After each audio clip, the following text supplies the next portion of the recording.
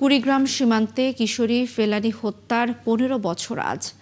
২০১১ সালের এই দিনে বিএসএফের গুলিতে নির্মম হত্যাকাণ্ডের শিকার হয় দীর্ঘ ৪.৫ ঘণ্টা কাঁটাতারে ঝুলে থাকে ১৪ বছরের কিশোরী ফেলানীর মরদেহ। এ ঘটনায় বিএসএফের বিশেষ কোর্টে ২ দফায় বিচারিক রায়ে খালাস দেয়া হয় অভিযুক্ত বিএসএফ সদস্য অমিয় ঘোষকে। এ রায় প্রত্যাখ্যান করে ভারতীয় মানবাধিকার সংগঠন মাসুমের সহযোগিতায় ভারতীয় সুপ্রিম কোর্টে রিট আবেদন করে ফেলানীর পরিবার। ২০২০ সাল থেকে চলছে সেই রিটের শুনানি। রাজু মুস্তাফিজের তথ্য ও ছবিতে রিপোর্ট। ২০১১ সালের ৭ জানুয়ারি, সেদিন শুক্রবার ছিল। ভোরে কুড়িগ্রাম ফুলবাড়ির অনন্তপুর সীমান্তে মই বেয়ে কাঁটাতার টপকানোর চেষ্টা করে ফেলানী। এ সময় ভারতীয় সীমান্তরক্ষী বাহিনী বিএসএফের গুলিতে নিহত হয় ১৪ বছরের কিশোরী। এরপর নিথর দেহ কাঁটাতারে ঝুলে থাকে দীর্ঘ ৪.৫ ঘণ্টা। ১৫ বছরেও শেষ হোক শুকায়নি বাবা মায়ের। প্রতিদিন মেয়ের কবর পরম মমতায় মুছে দেন মা। ফেলানীর বাবা মা মেয়ের কবরের পাশে সময় কাটান দিনের বড় সময়। ২০১৩ সালের ১৩ই আগস্ট ভারতের কোচবিহারে জেনারেল সিকিউরিটি ফোর্সেস কোর্টে ফেলানী হত্যা মামলার বিচার শুরু হয়।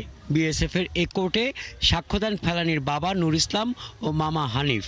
এই মামলায় ২ দফায় আসামি অমিয় ঘোষকে খালাস দেয় বিএসএফের বিশেষ কোর্ট। ২০১৫ এর ১৪ জুলাই ভারতের মানবাধিকার সুরক্ষা মঞ্চ ফেলানীর বাবার পক্ষে দেশটির সুপ্রিম কোর্টে রিট পিটিশন করে। ৬ অক্টোবর রিট শুনানি শুরু হয়। ২০১৬, ১৭ এবং ১৮ সালে কয়েক দফা শুনানি পিছিয়ে যায়।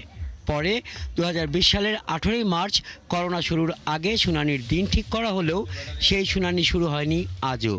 আশা করে আছি যে বিচার হবে, কিন্তু আজও যাবত আমি বিচার পাইনি।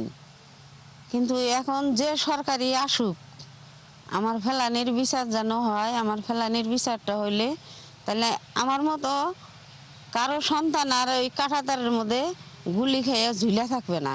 ১৫ বছর দেখতে আছি, কানতেছি, শুনতেছি, কিন্তু অমিয় ঘোষের সর্বোচ্চ শাস্তি হয় না। ফেলানী হত্যার বিচার না পেয়ে একই সাথে হতাশ স্বজন ও এলাকাবাসী। ফেলানী হত্যার বিগত ১৫ বছর হয়ে গেল, আজ পর্যন্ত আমরা সঠিক বিচার পাইনি।